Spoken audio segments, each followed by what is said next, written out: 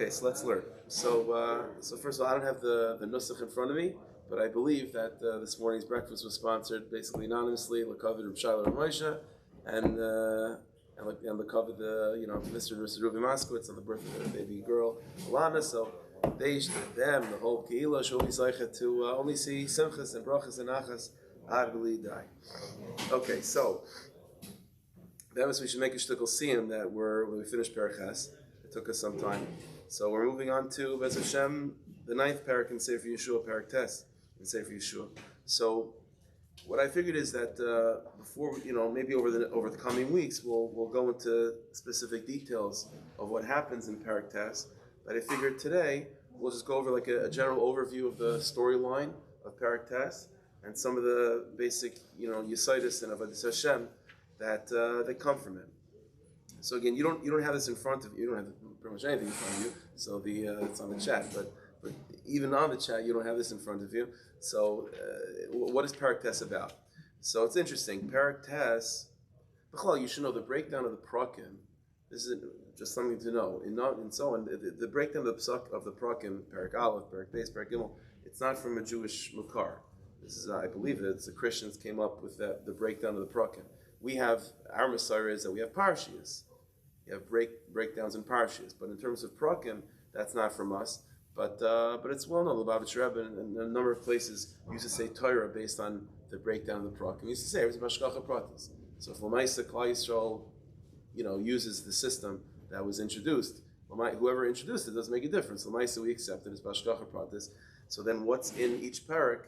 It might have been decided by some person, at some point, but Bashkacha Pratis, it's for a reason.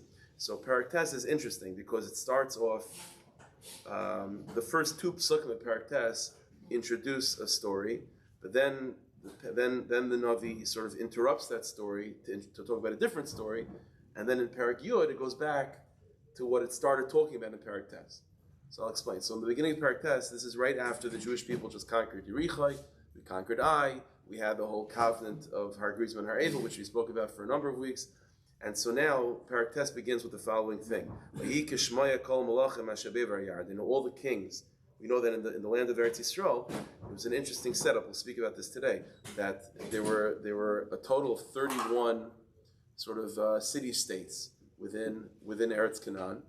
And so each city had its own king, relatively speaking, a certain level of independence, like city-states. So Vayi Kishmaya Kol Malachim Ashabever Yardin Bahar B'Shveilu B'Chol Chayf Hayam Hagadol Omol Halvanai Nachiti Amoyer Knaz, and so on. The pasuk says that when all the nations hear about what happened to Yerichai, what happened to Ai, so everyone's freaked out. So it says Vayiskabsu Yachtav Lilachem Im Yeshuvim Yisrael Pe'echad. So they all come together to make a treaty, and they're going to be a unified force opposing Klal Yisrael. So and then now what you would imagine now is.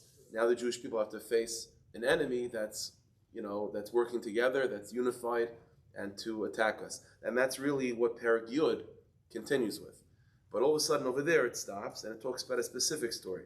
So the pasuk says like this, that there was a city within Eretz Yisrael, the city of Givain. Okay, Givain, they were of the nation of Chivitz, one of the 7 nations. So it says in pasuk Ohomaisa that the Givainim, the people of the city of Givain, they wanted to make a trick. They were extremely intimidated by Klal Yisrael. They did not think that they would be able to handle the battle with us. And so they wanted to make a thing to trick us into making a treaty with them. And so the pasuk goes by Riches to talk. You'll see, it's good to take a look yourself in Parak Tes. It's a whole thing. The pasuk says that the Givonim dressed up in wore-out clothing. They took food that was stale, their shoes. They took shoes that were worn out. They pretended to be coming from a distant land, and so the heads of their city traveled to Yeshua Benun under this disguise, under this guise of coming from a distant place, and they come to Yeshua Benun saying that we're coming from a distant land, and we heard about the greatest of the Jewish people, and we don't want to convert, but we want to make a bond. We want to have a bris. We want to have a treaty with you, a covenant with you, and so. First, the Jewish people are a little bit wary about it, but eventually the leaders of the Jewish people, Yeshua ben Nun, the pasuk goes out to say specifically that they did not ask the Rabbanu Shalom what they should do. Maybe we'll speak about that at some point, but Lamaisa, they made a bris, they made a covenant with the Gevinim, and that was the thing. So a few days later, the pasuk says they realized that the Gevinim were liars, and they're actually a city within Eretz Yisrael, which they're supposed to wage war and destroy. But they already made this covenant. So the pasuk goes on to say that the Nesiim, the Jewish people figure, listen, the covenant was a false pretext. So the whole covenant we made is obviously not binding. They took an oath, but it's not binding. So the Nesiim of the Jewish people told Klal Yisrael, he said, and this is how it's interpreted. There's a Gemara in Saita that fills in a few blanks, but the way it's explained based on Torah Sheba'al Peh is that the Nesiim told the Jewish people that you're right. Technically, the bond that we made is null and void. It was under false assumptions.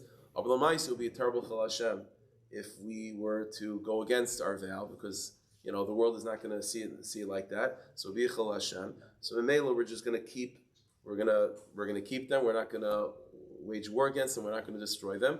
But what we will do is put upon them the burden of always being subjugated to the Jewish people, and they will be forever the chait ve'etzem, the shai ve'mayim. They'll always be the servants and the slaves of the Jewish people. They'll be the water carriers and the lumberjacks. They will have, as a city, they'll have an independence, but they'll always be subjugated to supply resources to the Jewish people, whatever we need, whether it be financial, whether it be physical labor, whatever we need. That's what the Gainim will be. So that's an idea. That's what we call it the Gevainim. That's what it's called, the Gevainim. So there's sugyas like this, Yevamis, other places where it talks about the Gevainim, and the Gevainim are these people that they made a bris with the Jewish people, but they're always subjugated to us to be shai ve'mayim, chait ve'etzim, to be lumberjacks and so on, workers to pay tribute to the Jewish people. That's the Maisa of the Gevainim. Okay, and then as I said in Perek Yud, it goes back to that original story that it started talking about, this unified front of the Goyim, going to attack us, and how we dealt with that unified front. That's what Perek Yud is. So there's a number of questions. I mean, first of all, obvious question is, why would the Navi start talking about a story of the nations of Canaan becoming having a unified front to wage war against us, and just introduce that, two psukim like that, and then stop talking about it, and then talk about the Gevainim, to only go back to Perek Yud, to go back to what it said in the beginning. What it could have done very straightforward, which is first talk about this little mice of the Gevainim, and then talk about the rest of the Canaanim, that they were unified and they fought against us. What's this Indian? Why does it interrupt? Why does it put the mice of the Gevainim in the middle of that? Okay, so that's a question we're going to have to deal with. Now, things like this. In order to appreciate the mice with the Gevainim, we need a little bit of background of a sugya and halacha. And this is something, there's a part of this sugya I spoke about, if those that have good memories, it was in Perek Vav in Sefer Yehoshua, it's a while back already. So I spoke it was one aspect of this sugya, and this morning we'll speak about a little bit of a different aspect of the sugya. So the sugya is this general idea of making treaties with the nations of the world, with people that theoretically want to wage war with, but to send to offer peace treaties and so on. So we need to investigate that halacha a little bit to then appreciate this story of the Gainim, to have that background, then appreciate this Maisa. So in the Marmakim that you either physically have or digitally have. So in Marmakim number 1, so is a pasuk at the end of Parsha Shoftim. So there's a mitzvah in the Torah, at the end of Parsha Shoftim, very straightforward. It says in pasuk, Kisikra vel ir lilachim aleha. Says the pasuk that when you approach a city to wage war, to conquer it, the karas alel l'sham. Says the pasuk, before you go to war, there's a mitzvah on the Jewish people. Before you go to war, you have an obligation to offer peace to that nation first. In other words, to offer them some sort of terms of surrender before you go to war. That's the mitzvah. Karas alel l'sham. And the pasuk goes on to say what that peace means. The peace means that they should be willing to pay taxes. They should be willing to offer, services and so on, whatever it is that we need. They should be subjugated to us. They shouldn't, they could be citizens, but not as chashiv as a yid and so on. Different terms of surrender. That's the mitzvah, that you have to offer that before you go to war. If they refuse that, then you go to war. But you have to offer that peace treaty. So there's a machlokes rishonim whether this halacha of offering a peace treaty does this apply to nations within Eretz Yisrael? So in other words, the times of Yehoshua ben Nun, you're conquering Eretz Yisrael, or later when they have to conquer more territory, is there such a mitzvah that you have to offer a peace treaty even to those that are in Eretz Yisrael? Certainly, if Klal Yisrael want to annex some other country, want to conquer Egypt or whatever the other surrounding areas, so there's a mitzvah for sure. Those are lands that you don't have to conquer, so you should offer a peace treaty first. And if they sign terms of surrender, then fine. Then you don't have then halachically you don't have the right to go to war. But does this halacha apply even to Kibush Eretz Yisrael, to Eretz Yisrael itself? Or no, do we say that when it comes to the land of Eretz Yisrael, there's no option of a peace treaty? You have to wipe them out, you have to get rid of them, and all of Eretz Yisrael has to be conquered to become Jewish territory. So do we say that this mitzvah applies to people in Eretz Yisrael or not? So this is a big machlokes rishonim. If you take a look at Marmukah number 2, Rashi over there on Chumash in Parsha Shoftim, on that pasuk that says that you have to offer a peace treaty, says Rashi, this is only applying to a voluntary war, a war that you don't have to fight. In other words, again, you want to conquer Egypt, you want to annex Syria, so you don't have to. There's no mitzvah to. So then the pasuk says you have to offer a peace treaty. But again, what Rashi is saying is, but wars that you have to fight, in other words, territory that you have to conquer, namely Eretz Yisrael, then there's no mitzvah of sending a peace treaty. Doesn't make a difference. You have to. They could want to make peace or not. We have a mitzvah to conquer them and to go to war. That's the shita of Rashi. Now Rashi is that's the shita of Rashi. But Lamaisa, it's a das yachid. Come out, all the Rishonim disagree with Rashi. So if you take a look at Marmukah number 3, the Ramban, for example, right on Chumash. Again, this is just an example. It's the Ramban, it's the Rambam, it's Taisus Insight, many Rishonim Insight. Most Rishonim are now like Rashi. So if you take a look at the Ramban in Marmukah number 3, the Ramban says, not like Rashi, Kriyas HaShalom, this mitzvah of offering terms of surrender, Afil Mechemes Mitzvah. This applies even to war. That's obligatory. Even with conquering Eretz Yisrael, you first have to offer terms of surrender. Shachyav and Likr l'Shalom, you have to offer an opportunity for Shalom. Afil Shiva Amen, even to the 7 nations within Eretz Yisrael. If they then refuse that offer, now you have a mitzvah to go to war, but you first have to offer the possibility of Shalom. Ubegamar Yerushalmi, and the Ramban quotes the Yerushalmi to back this up. The Yerushalmi says in Shvius Perek Vav, Amar Reb Shmuel bar Nachmeni, Reb Shmuel bar Nachmeni said, Yehoshua ben Nun kayim ha-parsha zu. It says first in Yerushalmi that Yehoshua ben Nun fulfilled the mitzvah of offering peace. Ma asa Yehoshua, what did Yehoshua do? So it says Yerushalmi, Hayishalech Prus, he sent out a message. And the message was Vayikaiseba, and it was with the following message, again, to the 7 nations in Eretz Canaan. Mishon vakish lahashlim, yod yashlim. The offer was as follows: if you want to make peace under our terms, then fine, we'll accept that. Mishon vakish leilech, if you want to just run away and you don't have to deal with that, so then fine, we're giving you an option of retreat. Umishon vakish milchama, if you want to go to war, yasam milchama, we're willing to do that too. So this is the message that Yehoshua ben Nun sent.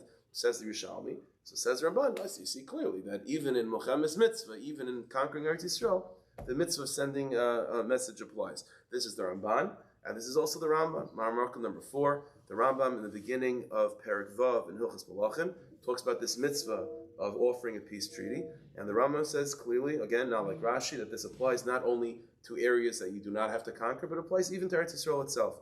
Ein oisim milcham adam ba'olam. We do not go to war with anyone unless you offer a peace treaty first. This applies to wars that we're not obligated to fight. It applies even to Mochammed's mitzvah, to wars that you have to fight. Says the Rambam, the pasuk says, you go to the city that you want to conquer, that even you have to conquer. First you have to offer peace. And says the Rambam, and if they agree to the terms of surrender, again, that they'll be subjugated to us, and they'll pay taxes and so on. The kiblu sheva mitzvahs shenestavu b'nei nayach, and they also accept to keep the sheva mitzvahs b'nei nayach. Ein hargim lehen neshama. You're not allowed to kill them. You're not allowed to go to war. Very lamas, and they're now annexed, and they're now under our control, and you have to pay taxes and so on. But there's no. You're not allowed to go to war. You offer the peace treaty. If it was accepted, it's fine. So we spoke about this again back in Perek Vav. We spoke about the specific. A machlokes between the Rambam and the Ramban in terms of what exactly the conditions of surrender are. That in the Ramban, the conditions of surrender are basically that they'll pay taxes and they'll surrender resources and so on. and obviously they're not going to attack us. That's the terms of surrender. In the Rambam, it included also that they'll keep Shav mitzvahs v'nei noich. So that's what we spoke about then. But that's the background that we have. So the kitzur, we have the machlokes rishonim. Again, according to Rashi, the question is there an obligation on our part to offer a peace treaty, to offer terms of surrender to nations within Eretz Yisrael? Says Rashi, no. Within Eretz Yisrael, there's a mitzvah to go to war. The whole idea of offering a peace treaty, that's to people that are in Chutz La'aretz, to nations of Chutz La'aretz. The Rambam, again, Taisvis, many Rishonim, not like that. Even in Eretz Yisrael, there's a mitzvah to offer a peace treaty. That's what we have in the Rishonim. So now we go back to the story of the Gevainim. So the thing is like this: in the world of Rashi, the story of the Gevainim makes a lot of sense because there is no peace treaty offered to anyone in Eretz Yisrael. So therefore, the Gevainim don't want to go to fight. They want to have a peace treaty. But the problem is, on their end, there's no offer of peace to those that are in Eretz Yisrael. So Memela, the Gevainim have to make this whole ruse and this whole trick and this whole game of pretending to be from Chutz La'aretz. And now, if we think they're from Chutz La'aretz, Wataka will offer a peace treaty, and if they accept those terms, then fine. And that's what happened. So they pretend to be from Chutz La'aretz. Oh, they're from Chutz La'aretz? Kvadik, we can make a peace treaty with them, no problem at all. And so we accept it, they accept it, everything's fine. A few days later, we realize they're not from Chutz La'aretz, they're from Eretz Yisrael. No, they're from Eretz Yisrael, there's no idea of a peace treaty anymore, right? And so Memela, really, we should just go to war with them. So it said the Nesiim to the Jewish people, Tzachel Hashem, if we do that, so we have no choice but to sort of deal with the fact that we made this treaty, and we'll accept it, but they'll just have to be, and then we'll live with it. They'll be our servants and so on. But that's the storyline according to Rashi, and that's why the Gevainim had to come up with this trick of pretending to be from Chutz La'aretz, and that's why the Jewish people, when they realized they were from Chutz La'aretz, they thought, well, the whole thing is null and void, because again, according to Rashi, there is no offer of peace to anyone to a nation within Eretz Yisrael. But that's all in Rashi. But according to the other Rishonim, the Ramban, the Rambam, so there's a number of problems with the story. We do offer a peace treaty to those that are in Eretz Yisrael. So first of all, why the Gevainim have to pretend to be from Chutz La'aretz? Yeshua sent a message. Anyone that wants to have peace, have peace. So why the Gevainim making this whole ruse to pretend to be from Chutz La'aretz? Number one. And number two, once we find out that they're from Chutz La'aretz, what does it bother us for? It's an irrelevant point. So now you're from Eretz Yisrael. It's also Gzog will make a peace. If there's a peace treaty available and you accept it, then fine. It's like if we make a peace treaty with a nation and we're under the assumption that they're all blonde and turns out they're all brunette. It's an afkamin. It's an irrelevant point. So they're from Chutz La'aretz, they're from Eretz Yisrael. Either way, we'll make a peace treaty with them. So why does that throw Klal Yisrael off? Oh, they're from Chutz La'aretz, an afkamin. Let's say they're from Eretz Yisrael. It's also fine. We'll make a peace treaty with them. So why do the Gevainim? Again, why the Gevainim, on both sides it's a problem. Why the Gevainim have to have this whole thing to pretend to be from Chutz La'aretz? Say that you're from Givain, say from Eretz Yisrael, but you accept the peace treaty. Number one. And number two, when we hear they're from Eretz Yisrael, why does that bother us so much? Okay, fighter. So you're from Eretz Yisrael. There's a peace treaty available. Accept it. Finished. So what's the big problem? So this is, again, like I said, this is not an issue with Rashi. So Rashi doesn't have to deal with any of this. It's obvious. According to Rashi, people in Eretz Yisrael, you're not allowed to make a peace treaty. That's why they had to make this whole spiel that they're from Chutz La'aretz. And when we found that they're from Eretz Yisrael, it's a big problem for us. But in the Rambam, the Ramban, and so on, so what do you need, what's this whole ruse for? So say you're from Eretz Yisrael and you accept the peace treaty, finished.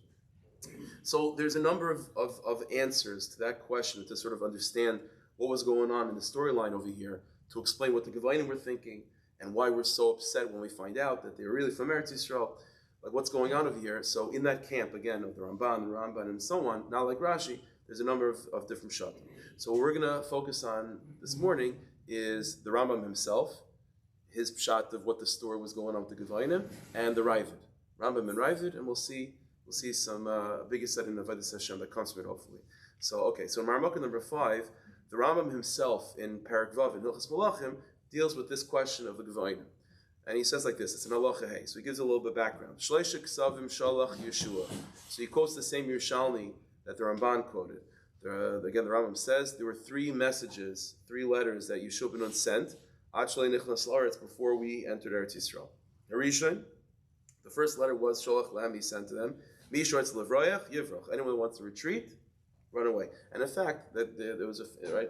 It's well known. Chazal say that the Girgashi in Chumash, when we're coming towards Eretz Yisrael with Moshe Rabbeinu, it's always described that the 7 nations. One of them is Girgashi, but all of a sudden in Sefer Yehoshua, there's no mention of the Girgashi. We deal with Canaanim and Amori and Chiti and Prizi and so on, but Girgashi is not there. What happened to the Girgashi? So that's what Chazal said, that they escaped. When Yeshua sent this message, or that there's anyone that wants to run away, run away. That's what the Girgashi did. So that was one option. Then he sent another message. If you want to have a peace treaty, Yashlam, it's also fine. And then finally, you want to go to war, we'll go to war too. That's the Yerushalmi, that's what Yeshua ben sent to Eretz Yisrael. Imkain.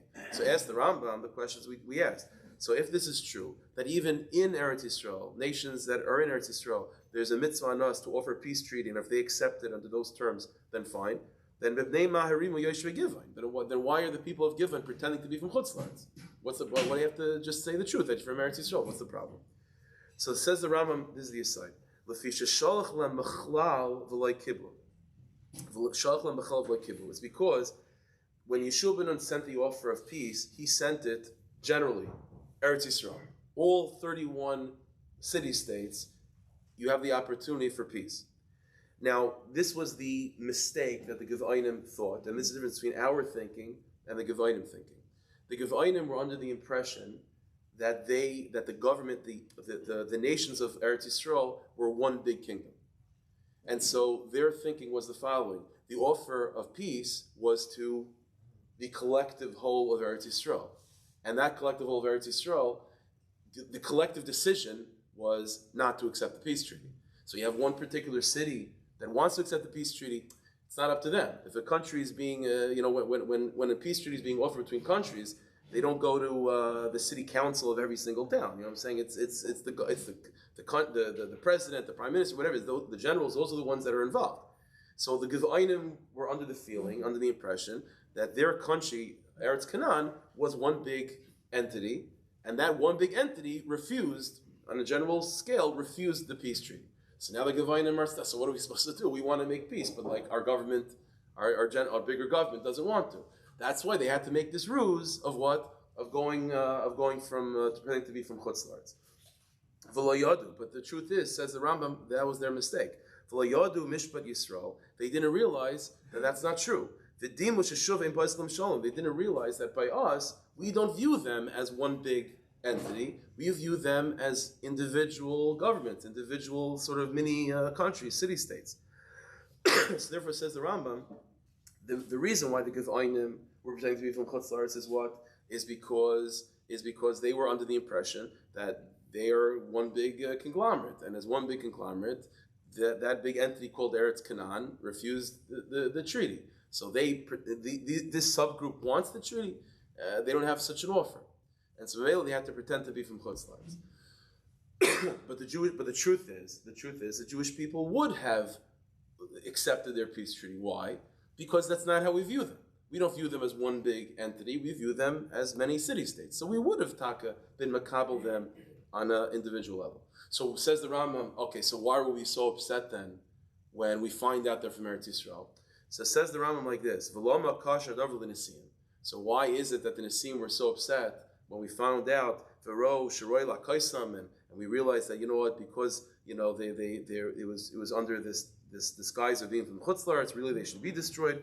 It wasn't for the shvu that we took, it wasn't for Chil Hashem. So what was the problem? So it says the Rambam, they should karsu lehem bris. The answer is because, again, you don't have this in front of you, but in Sefer Yehoshua Perek Tes, it's very, very clear that the covenant that was made to this people, it wasn't just terms of surrender. Because they pretended to be from Chutz La'aretz, so we weren't really going to battle with them to begin with. So it wasn't just a matter of surrender. It was what they were requesting was a bris, was a covenant that was made between us and this nation, this foreign nation. And so says, and the pasuk talks about this in Perek Tes. It makes the point of this. It says it like this, pasuk Tesvav. V'yaslam Yeshua shalom. Yeshua makes peace. V'yichris lahem bris, and he makes a covenant with them to give them support and so on. V'yishav lahem nesiyeda, and we took an oath.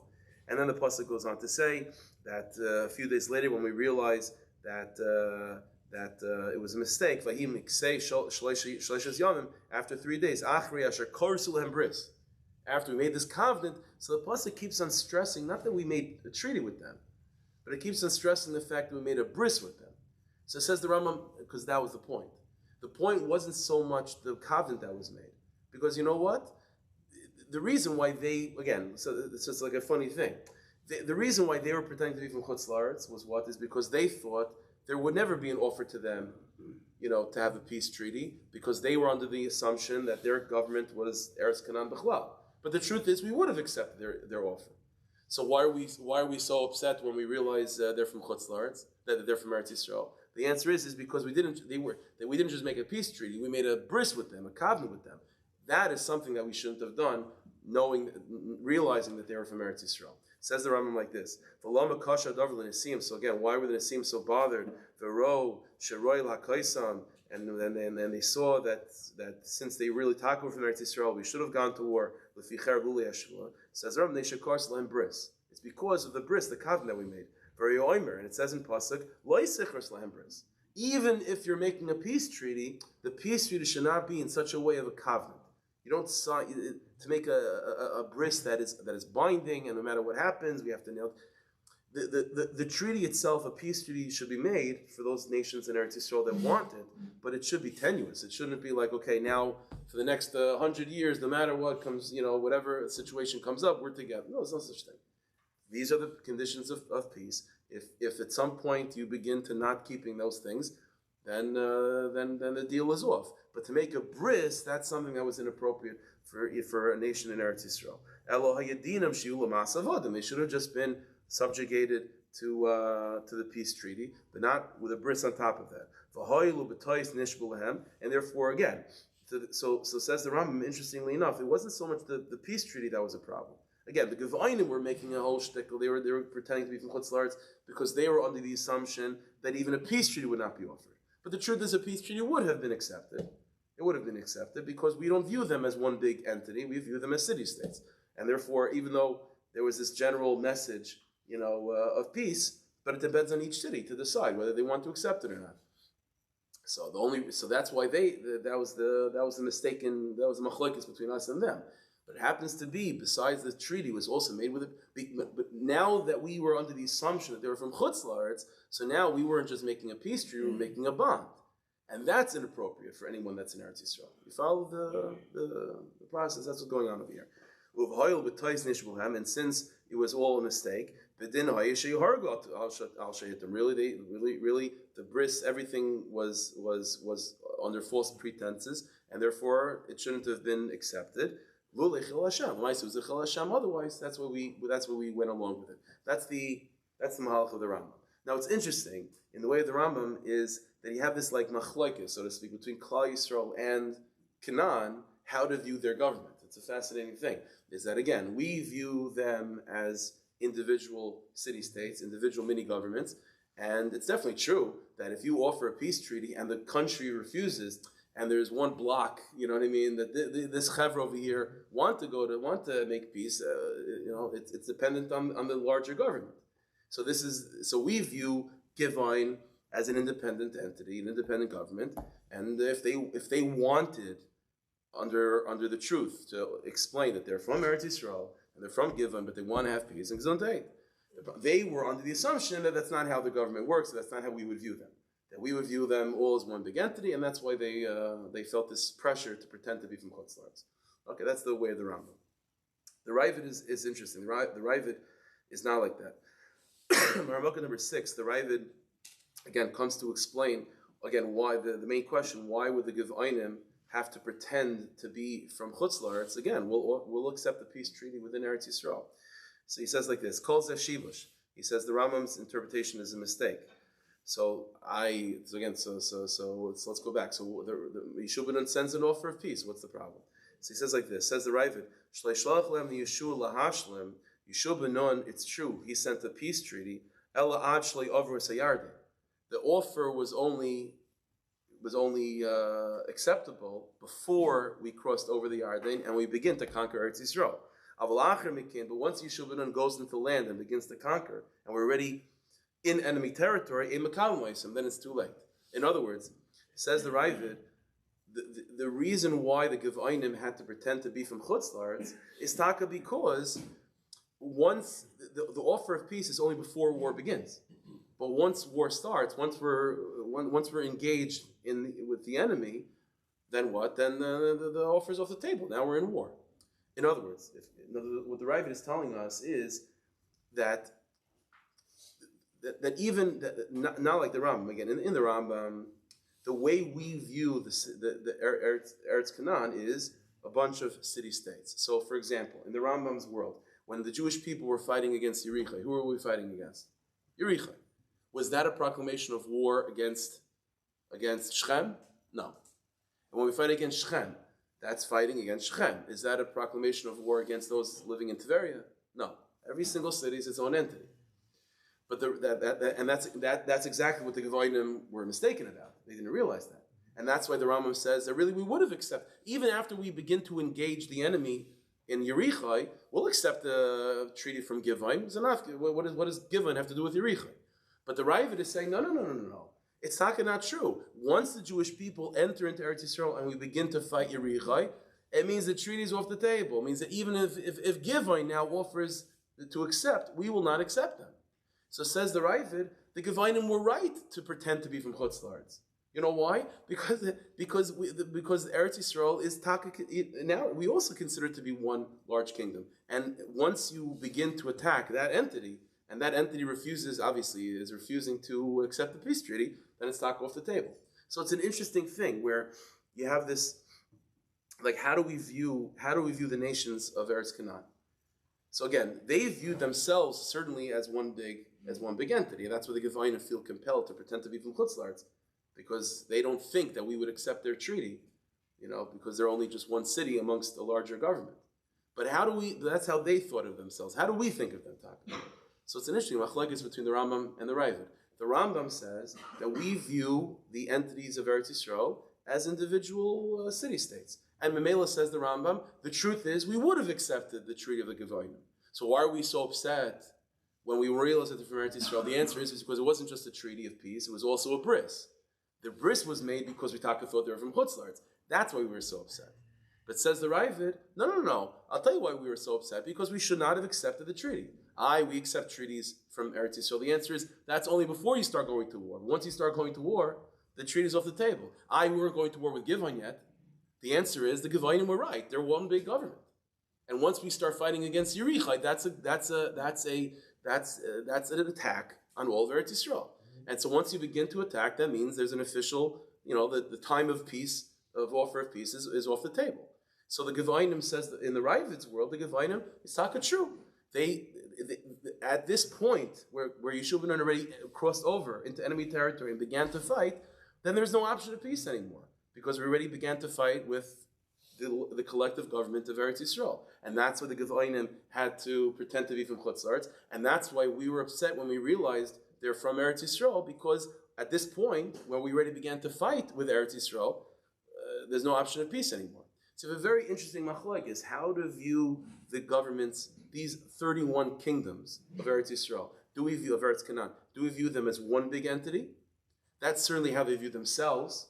And that's, the Ravid says, that's how we view them as well. Or do we view them as individual governments? And that's the Shita of the Rambam. Okay, so and then again, what's a nafkamina now? The only nafkamina is to understand, to appreciate the story of the Gevainim. Like how wrong were they? Like were they completely off or not? That's the breakdown. You follow so far? Yeah? Okay.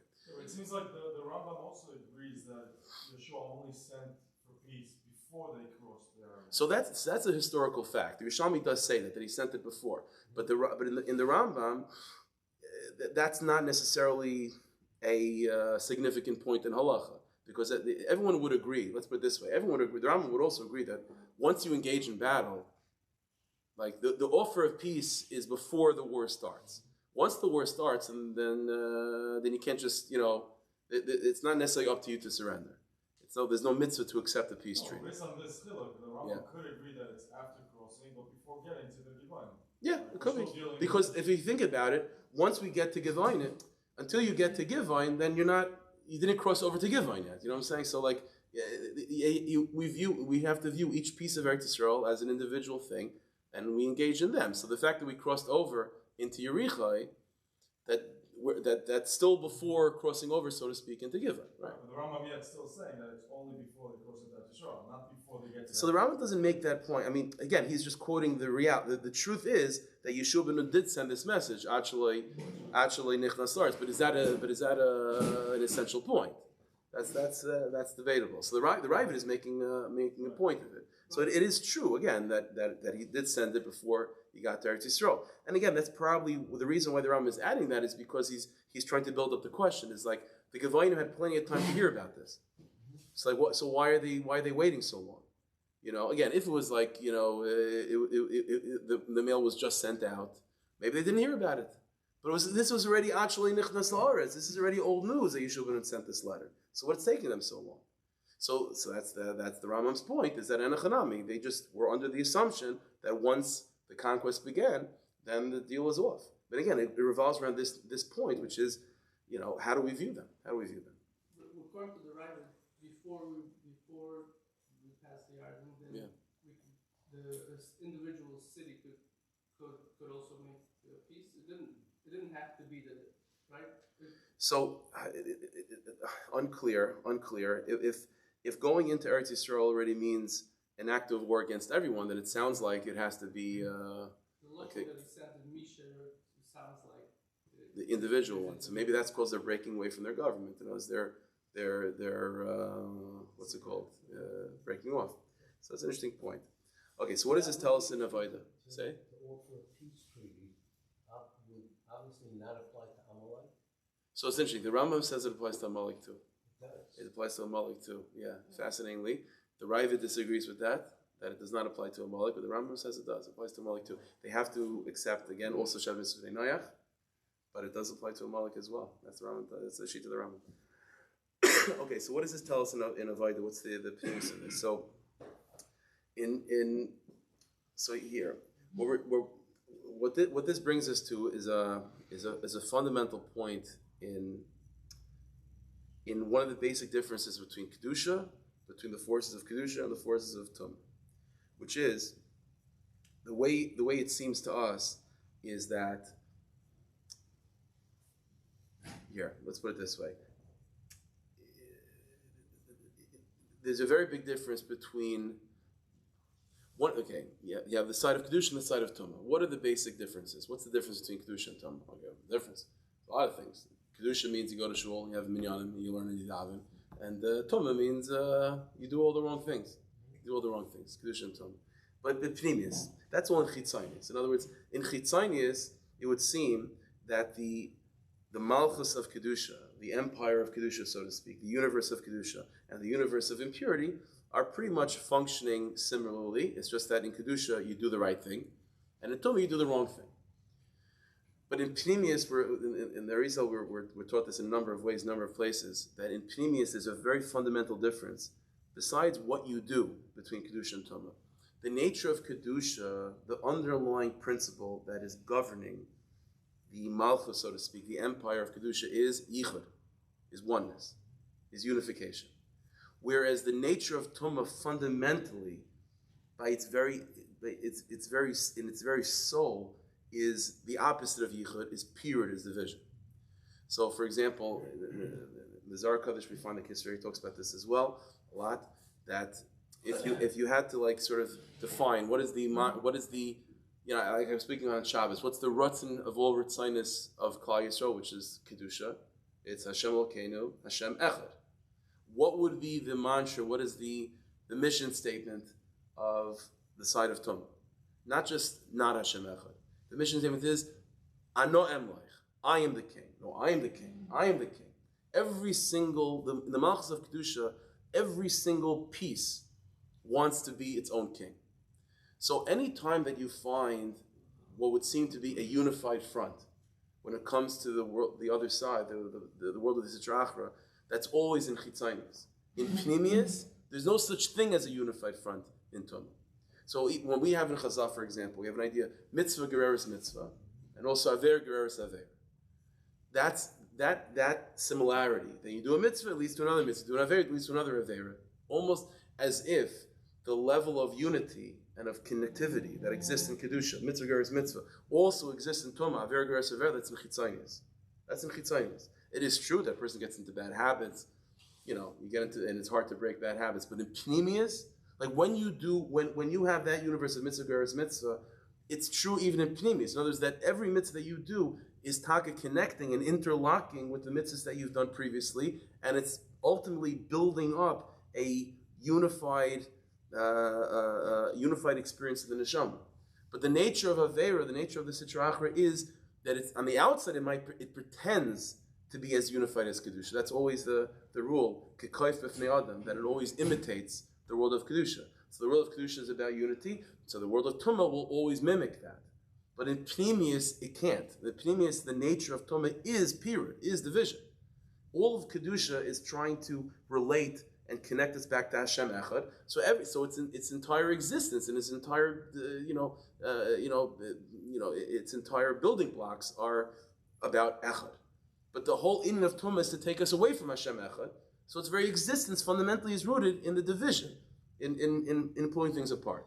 So you have this dynamic of where is there yichud, is there a oneness, is there an aver geras avera type of reality in Tumah? The answer is in Chitzonius, yeah, because in Chitzonius, Tumah is always mimicking Kedusha. So just as Kedusha can have a unified front, and we can have like big asifas, to show achtas or whatever, so they could also have their asifas. But that's all in Chitzonius. In Pnimius, yichud and achtas only exist in Kedusha, and fundamentally that is the opposite of what it is in Tumah. By Tumah, it's fundamentally the opposite of that. If you take a look at Maramukah number 7, there's a letter from Rav Kook. And Rav Kook applies this idea practically. And he says an amazing thing. Klal Gadolhu. Says it's one of the letters. It's in Chelik Aleph, page Shin Samach Tes. The background of this letter is that he's dealing with a question that he was asked. He's asked this many times. That historically, the way we dealt, I've mentioned this idea before.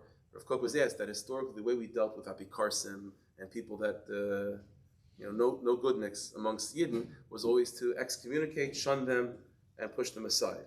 And it was usually out of two things, just a yish on them, and a fear that they would take the rest of the Jewish community down. That was because it was just the tumah that they were stuck in, called apikarsis, was just insurmountable. It was unfixable. You have to just amputate the limb. That was always the approach. Rav Kook himself promoted the opposite. He said that nowadays it's not the malach anymore. You have to be makarev. So there was a letter that was sent to him, a lot of letters, this one in particular was sent to him, like that's not the approach of Klal Yisrael's history. We never did that before. So where are you coming from? So this is the response. Klal Gadolhu. He says, you should know it's a big principle. Sha'af al pi sha'olam yored tamid. B'yirida achi yirida. Even though the world, it seems that every generation gets worse. There's yiridas after yiridas. It's only in Chitzonius. In other words, in Chitzonius, it looks like aver geras aver. So it's snowballing. The problems of the world, and the problems of the Jewish community, and so on. It's just snowballing, getting bigger and bigger and bigger. That's all in Chitzonius. In other words, in Chitzonius, our actions, our midas are descending. And are not as great as the earlier generations. Based on the individual aspects, the individual components of individual neshamas. That's one Chitzonius. So in Chitzonius, there's such a thing. There's like an accumulative yerida, that one problem builds on the next and so on. But in Pnimius, the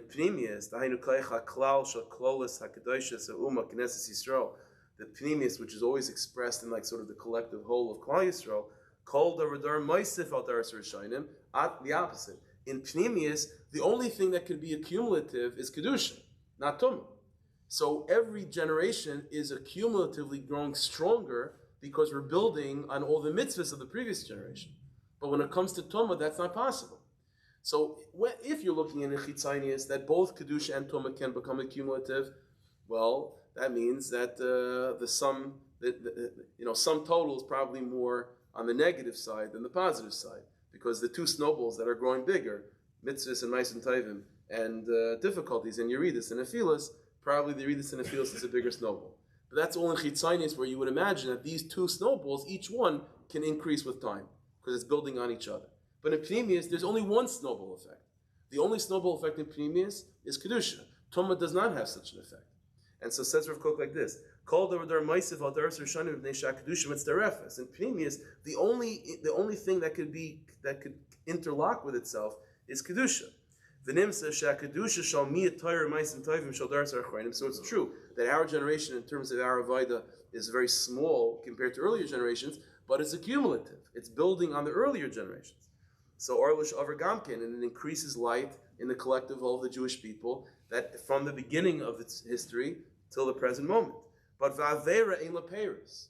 Averis don't have Peiros. That's what he's quoting a Gemara. The Gemara says that we say every day by Birchas HaTorah, Elu dvarim she'adam eichel peiroseim ba'olam hazeh, va'keren kemas le'olam haba. Right? These are mitzvahs that you do that the essential reward is in olam haba, but you can have the Peiros of them in this world. The Gemara says that's only by mitzvahs. There are no Averis that have Peiros.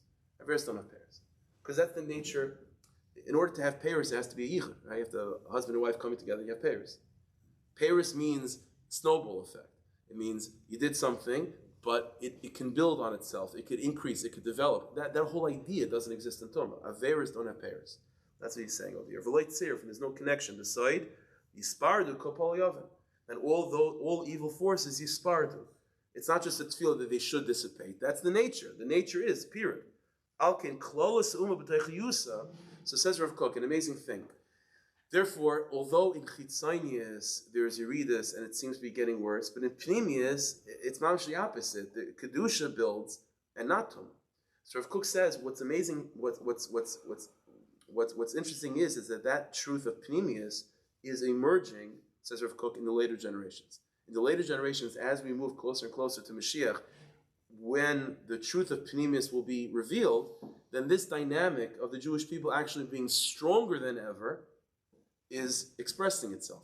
And Rav Kook goes on to say that strength expressed itself in our resilience, in our ability to handle all the problems of apikarsis and minim, that we don't have to be so worried about these limbs on the tree. In other words, in earlier generations, the consciousness was chitzonius. And because the consciousness is chitzonius, then there is no buildup over the generations of kedusha over tumah. So every generation is not any stronger, and if anything, we're in fact weaker because the snowball of Averis is probably bigger than the snowball of mitzvahs, and therefore, because of that, so we're always in a mindset of fear and a mindset of protecting at least what we have.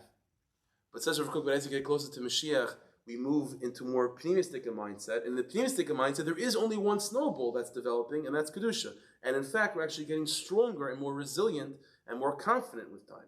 As Rav Kook says, that's a change, that's a shift in how we have to deal with these issues, not to be afraid of them and not to be so worried of it's going to take over. It's not the way it used to be. In the earlier generations, it was talking like that. But not so much now, where the pneumistic aspect of Klal Yisrael is emerging, and the pneumistic aspect of Klal Yisrael is stronger than ever, and that expresses itself in our resiliency. That's what Rav Kook says. Alkin klal yisrael b'teichiyusa. So the collective whole of the Jewish people b'teichiyusa, in its teichen, in its inner content, in pneumius, himalaya yoiser ar mikafi ha'erach shalaver is full of more light than earlier generations.